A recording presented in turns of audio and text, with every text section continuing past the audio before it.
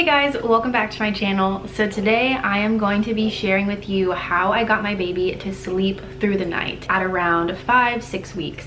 And what I mean by that, she was sleeping from 10:30 to 7:30 around 5 weeks, and she would occasionally get up to want her passy, but she would fall back to sleep. But I never had to like get her out of her bassinet. I never had to feed her. She had already gained back her birth weight plus some, so she was perfectly fine to be able to sleep through the night. If your baby hasn't gained the weight it needs, then that means it's probably best to keep feeding them through the night. But if they have, then it's perfectly okay, and your pediatrician will let you know for them to sleep through the night.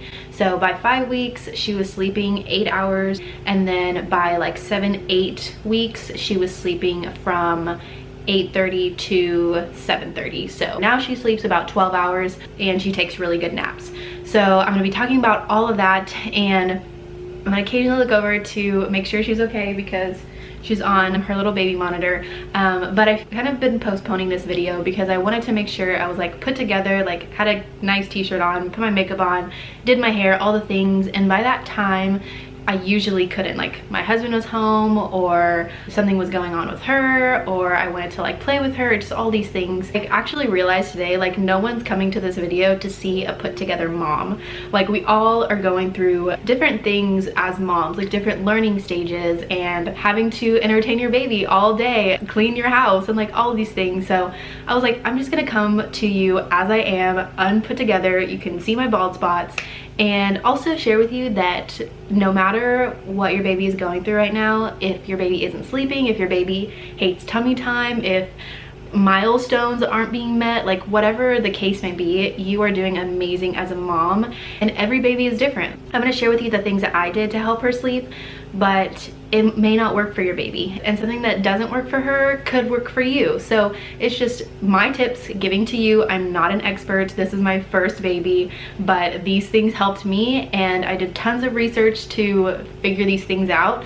So just know that, one, you're doing an amazing job. Every baby is different, and hopefully these tips help you. Okay, so the very first things that I want to share with you are things that I did to gather my information to help her sleep. One thing that I want to kind of like slide in there real quick is that she does use a pacifier. So if your baby doesn't use a pacifier, it's gonna be different for them to self-soothe. It might take longer for them to learn how to sleep because you're having to use the breast at night to help them soothe. But if they do take a pacifier, it's gonna be pretty easy to just pop it back in. So just wanted to let you guys know that before I get started, in case you're watching this video and your baby doesn't use a pacifier. So the first two things that I would recommend as information is, one, download the What to Expect app. The What to Expect app was primarily for pregnancy, and like you see what size your baby is, you know, like a watermelon and a cantaloupe and all these different things, and then they say how your baby is growing and developing. And also during your pregnancy, there is a forum for whatever month your baby is due. So my baby was due in December, so it was December 2019 moms. And moms all over the world, like this is not just America, all over the world talk about what their baby is going through, different like things during pregnancy, and just all of those things. So one thing that's cool about the app is when you have your baby, those moms in that group stay there. So it actually turns into a postpartum app and a baby development app. So then it talks about like things that your baby is growing in and stuff like that, but then the forum still stays there to where moms going through the same thing you are in the same month talk to each other on this forum. So if you're going through something, if you're learning how to teach your baby to sleep, like you can write a question on this app seeing what other moms do.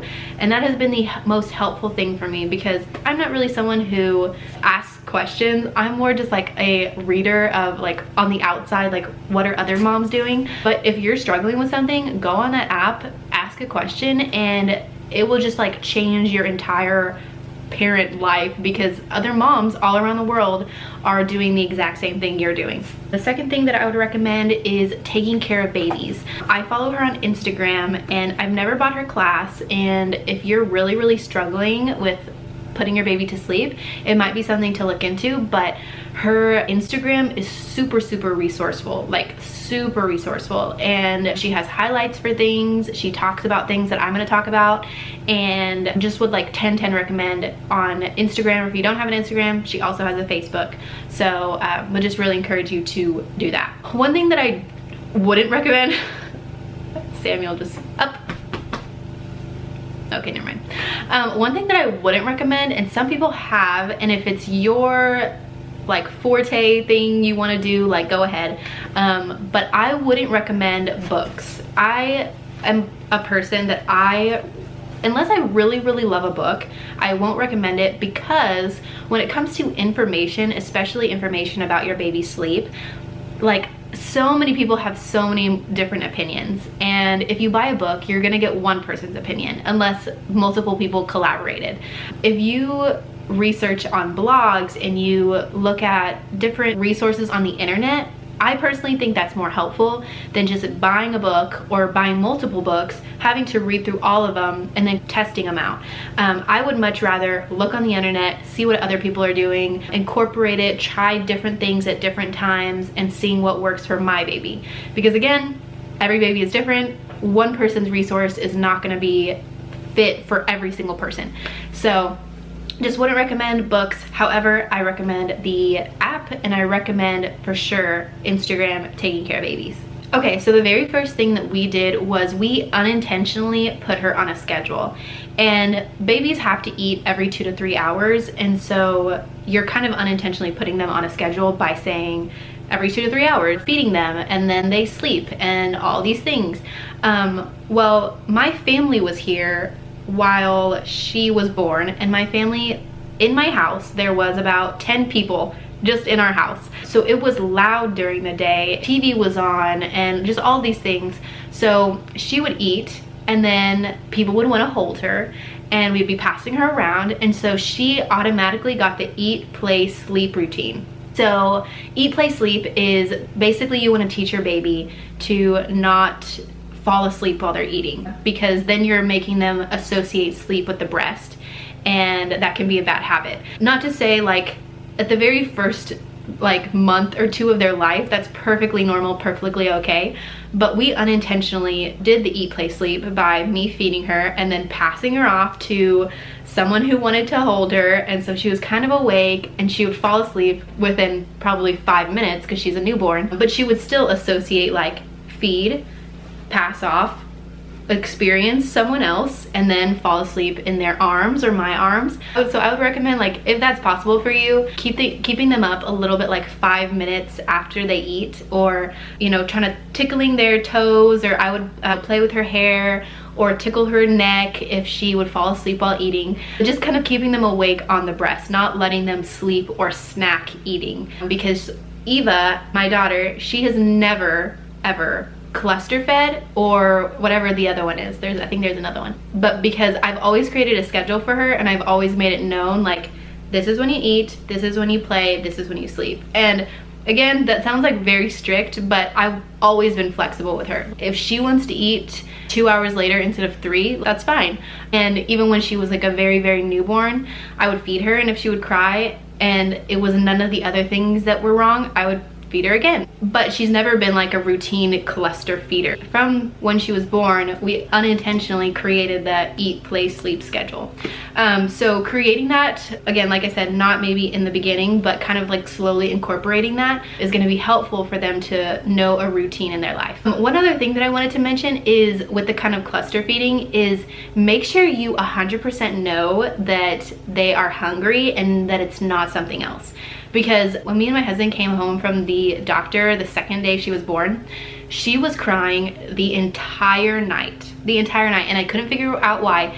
She wasn't hungry. I kept putting her on the boob. She would eat, but then I would set her down and she would just cry, and her diaper was fine. Like, I couldn't figure it out until the morning my mom came in and she told us, like, she was feeling Eva's hands and feet and she was freezing.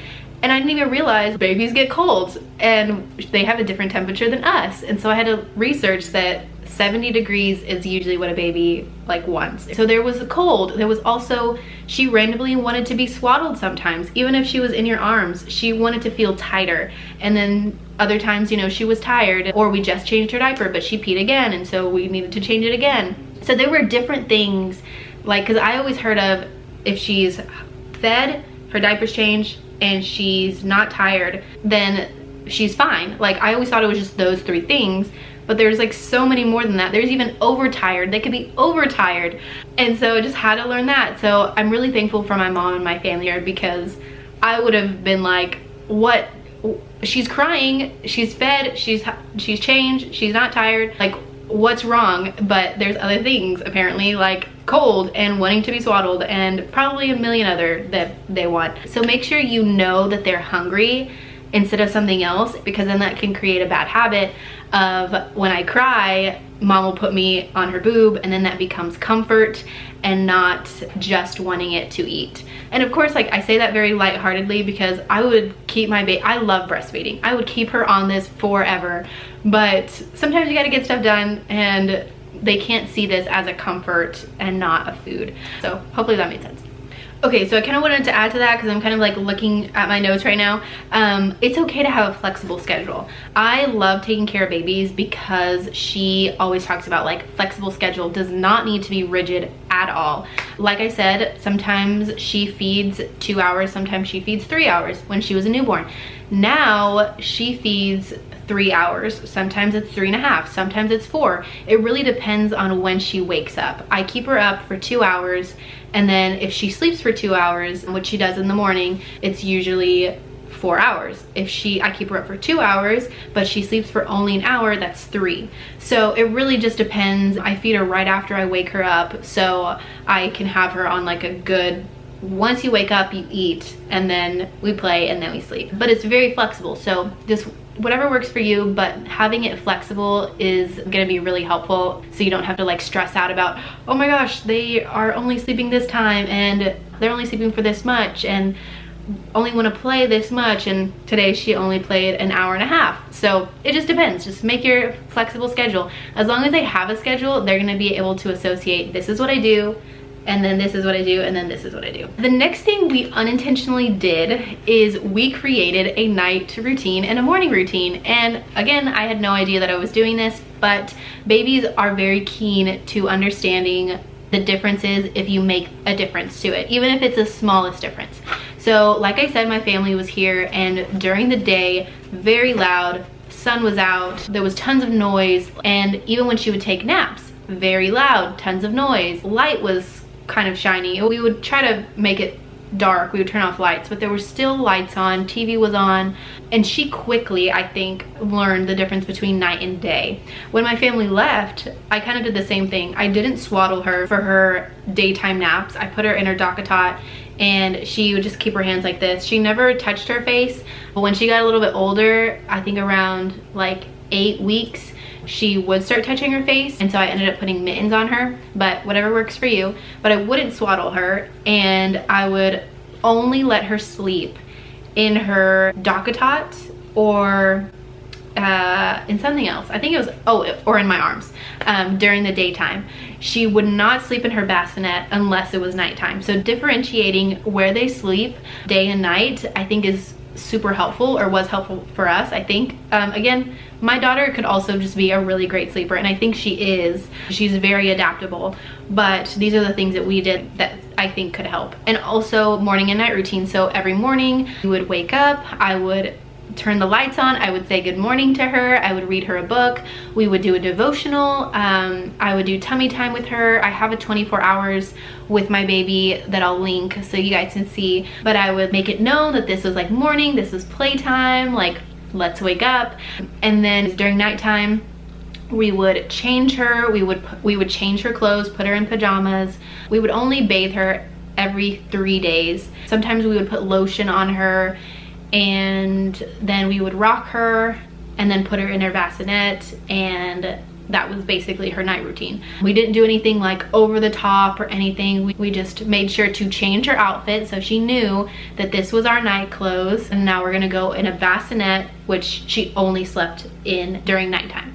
So that's what we did. Okay, so things that we used for nap time, I mentioned that we didn't swaddle. I also, side note, want to mention we used a pacifier on day 5, I think. So if you're like hesitant about using a pacifier, just use one. There's some more info on taking care of babies about pacifiers, but pacifiers actually help reduce the risk of SIDS. So don't be afraid to use a pacifier. I was like, I don't want them to get nipple confusion, and luckily she didn't. Like, she knows the difference between every single nipple that I give her. So don't be concerned about that, but we did use a pacifier. We didn't swaddle her during naps. And then we used a noise machine and a shusher, which I will link the ones that I used. We only used a shusher for naps, and we used both for bedtime. Now we use both, but again, like before, it was just kind of one of those like small things that I did that was like, oh, okay, so regular noise during the day, I would play TV and do the shusher, and then during nighttime, I would do zero noise, only noise machine and shusher. One of the things that I did want to mention is we only use, and currently only use, white noise, because music actually stimulates the brain and they can't go to sleep. So we actually don't turn the TV on now anymore. I don't think we have in the past like 2 months when she sleeps, because it stimulates the brain. They don't have that like sensory, I think, until 1 month. If it's loud during the day or TV's on before that, it's fine, but after that, it can really stimulate the brain and they won't get their full rest. She's just staring at the camera. So keep it dark at night. Oh, we keep it dark now all the time because, again, same thing like with the melatonin. I think that's what it was, where before a certain age they don't have that, so you can keep it light during the day to differentiate between night and day, but after they've learned the difference, you need to keep it dark because, again, you don't want to stimulate their brain and not allow them to get the sleep that they need. And they can also get better sleep if it's dark. So keeping it dark is the best. We have blinds in her room that are really good light blockers, but then on the sides, it does let a little bit of light in, which is totally fine because I want her to still know it's daytime, but keeping it dark is preferred. Okay, another thing that I wanted to mention that taking care of babies talks about is something called le pause, and it's a French word, and basically what happens, I'm gonna go get her real quick. Okay, so I'm gonna continue. Le pause is basically a reflex cry, and what happens is it's basically, from what I've read, like REM sleep for adults, except it doesn't paralyze them. So whenever you're in REM sleep for adults, you're paralyzed, can't move, but for babies, they're still active and moving. So sometimes whenever they're asleep, they let out this cry, and they can actually, I'll post a link so you can see a video of a baby doing it, but they cry and they're still asleep, so within like a minute or two, they fall back asleep. What happens is our initial reaction to crying is to hear the baby cry and then pick the baby up, and you actually wake that baby up and they're awake now and you're trying to figure out what's wrong, but they were fine. And so it's called the pause because you're supposed to pause and watch them and see what their reaction is. After I found out about this, I was like, oh, that's so interesting, because she was doing that and I was already like watching her, like, is she awake? Because her eyes were closed, and I would just watch her and then she would go back to sleep. And I never knew that that's what it was called. So we started implementing that more to make sure we never woke her up unintentionally. And sometimes it lasts for like 30 seconds, sometimes it lasts for 2 minutes. It really just depends, but just watching your baby. And I would always know if it wasn't that, if her eyes were opened. If her eyes were opened, I would give her her passy, or I knew she needed something. Usually the passy would work for her and she would just go right back to sleep. Other times she wanted to get up and she wanted to eat, and it was just, every time was different. But for the most part, she just like fell back to sleep. So that's what le pause is. So make sure you're not waking your baby unintentionally. Super important, because you don't want to create an awake baby if your baby's fine. 2 other things that I wanted to mention, I'm kind of like all over the place because I want to just give you all the tips and you implement what works for you. But having a good swaddle is really important, which I've realized for her. For us, we just bought the Target Velcro swaddles, which I can have a link in the description, but it goes up on their chest and it goes like this to keep their arms down. And then we transitioned her into a sleep sack, the Halo sleep sack. And the Halo sleep sack is great, I love it, but her arms come out of it, and usually once a night, like last night, she slept all the way through the night. Also, she's 4 months old, just so you guys know. She broke her arms out, I had to reswaddle her, and she went back to sleep. But she does wake up because of that. So we're thinking about getting a new swaddle. My mom actually is sending us the Zippity, I think that's what it's called. So her arms can be free, but her arms will be in a sack. Anyways, having a good sleep sack is very important. I've heard the Love to Dream ones that you put your arms up there are really good, and then the Nested Bean ones are really good. Whatever works for you. Again, I did tons of research. She was really good with just like a swaddle.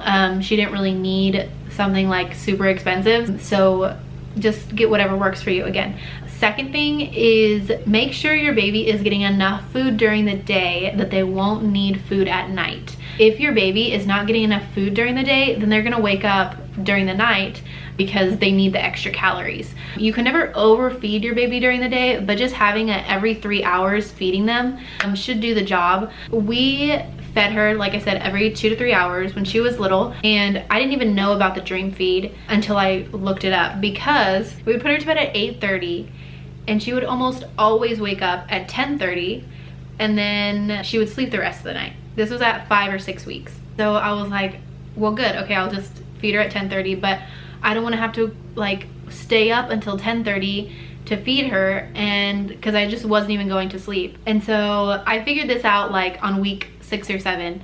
I was like, how about I put her to sleep at 9:30, and then I'll feed her at 9:30, and so then she'll just sleep. So I tried that. It worked almost instantly. Like, she had her feed at 9:30, so I fed her at 7 or whatever. I fed her at, like, it always changes, but like around 7, and then her last feeding was at 9:30, and then she slept all the way through. And what I figured out is that babies earlier than 3 months are actually supposed to have a late bedtime. So usually babies 3 months and younger go to sleep between 8:30 and 9:30. And the later the bedtime, the better they sleep.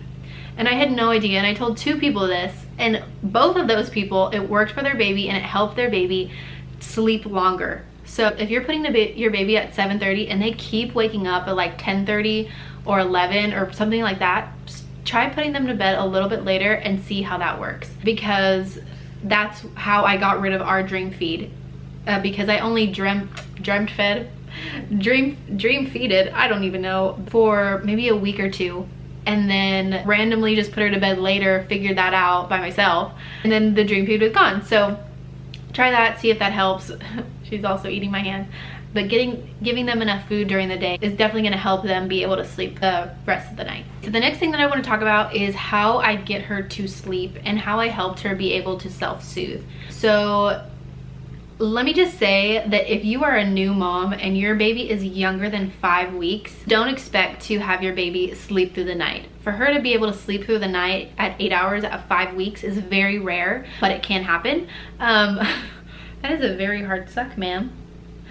But babies are learning, they're growing, and so the first like 5 weeks, they're gonna be learning like the difference between night and day, how to self-soothe, like they're gonna be learning all of these things. And so just know that there's no quick answer to having a 2-week-old and your baby sleeping through the night. It's just a process, and you kind of have to like go through those weeks to get to the end result. But implementing them every day, one thing I didn't mention, being consistent every single day is definitely creating a amazing foundation for them. So don't give up. Don't throw in the towel and be like, my baby's never gonna sleep. They will. Just be consistent with your routines and it's gonna be amazing. Also, with that said, some hope for parents if you're going through this is that she has not really experienced month 4 sleep regression. And what I read, which is pretty accurate for her, is if you have a really good foundation before they go through sleep regressions, it can minimize it. The only thing that's happening right now is that occasionally she'll have 30-minute naps. But I'm like, that's okay, because I want to play with you and I love you so much. But her sleeping is fine. She never wakes up other than when her arms come out. And yeah, so having a good foundation is important. Don't give up, mom. So how I soothe her to sleep One thing that I did from the very beginning was I would always rock her, but I would slowly get into the habit of putting her down, like drowsy. Sometimes she would immediately wake up and I would pick her back up, but being consistent again with putting her down. Don't throw in the towel on this one and say, she's never gonna go to sleep when I put her down, so I'm just gonna give up. I'm just gonna rock her, I'm just gonna hold her, because then she'll just keep associating you with her sleep. But every night I would try like rocking her, putting her to sleep. One thing I did do that I have not seen any mom say or mention is rubbing their head when they sleep. So, and I also go down the bridge of her nose. This is what my mom did for me, and it knocks her out like almost immediately. I rock her in my arms, I set her down, and usually like she opens her eyes a little bit, and I do this to her head, and her eyes close, and usually I kind of like go over her eyes, brush over her eyes, because then it's like forcing them closed. When she's drowsy and she closes her eyes, it's like she's kind of like slowly falling asleep.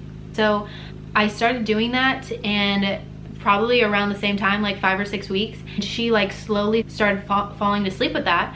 And so I could rock her, put her down drowsy, and do that. And even think during 3 months, I wouldn't even rock her. I would just try putting her down and then doing that, and she would immediately fall asleep. That's kind of one of the regressions, is now I have to rock her drowsy and put her down and do that, and she goes to sleep. But during month 3, she would just knock out once I did that. Also having the noise machine, also having the shusher.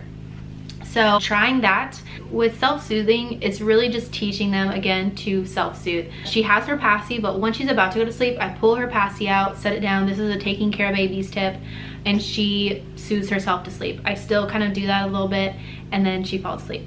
So just again, trying different techniques with what works with your baby. But I think rubbing their head and soothing them that way is probably the most beautiful and bonding moment with me and her, because I get to love on her. And I haven't seen that tip anywhere. Most parents just like put their baby down and like hope for the best, I guess. I don't know what happens. But yeah, that has been really helpful for me, is just like massaging her head, and it's just like a sweet and loving way that you get to love your child. She's getting mad. Okay, I'm sorry. So yeah, so that's one of the tips that I have, is put them down drowsy, but still like help them along, like massage them. Just because you put them down doesn't mean you just have to like leave them there and be like, okay, go to sleep, you know. I did want to mention also that my milk supply did adjust to her sleeping through the night. I kind of did it like cold turkey. Most people pump, but I actually didn't pump. I just squeezed some out into my haka, and then squeezed enough out to where they weren't hurting, and then did that every so often until my breasts adjusted. When you manually squeeze, you are actually not like triggering anything in your milk supply. So you can let out, but you're never like triggering your body to make more milk. So that's something that I didn't know that I was doing until I again looked it up. I kind of just like randomly do stuff and sometimes it works. But yeah, so that's what I did. Hello Missy. I think that's everything. Again, I will say that it is a learning process. Every time she changes, it's a new thing. Sometimes I just like do things and it works, and I think I'm just like learning her and what she likes best, because she no longer sleeps in her DockATot, she sleeps in her crib. And I think I just one day like stopped putting her in her DockATot, and I instead rocked her in my arms. And she was already very familiar with her room, and so if your baby's not familiar with their room, they probably should be, just to kind of get used to it, or get familiar with the room that you're going to be putting them in. I started rocking her in my arms instead of the DockATot, and then one day I was like, I wonder if she'll like the crib. And then I put her in it and it worked. Just learn your baby, learn how they transition. If they're bad transitioners, then you might have to do something different. She seems just like an easy transitioner, so that's been helpful for us. If you guys have any more questions or you want to know more on something, definitely leave them in the comments, because I will be monitoring these comments. I really wanted to be super helpful with this video because I know a ton of moms who are struggling with baby sleeping, and I wanted to give as many helpful tips as I could. So drop them down below, and I hope you guys are having an amazing day and you're doing amazing as a mom. Don't ever think you're not. Every mom is going through something, so don't feel alone. Again, drop your questions in the comments, and I will see you guys in my next video. Say bye.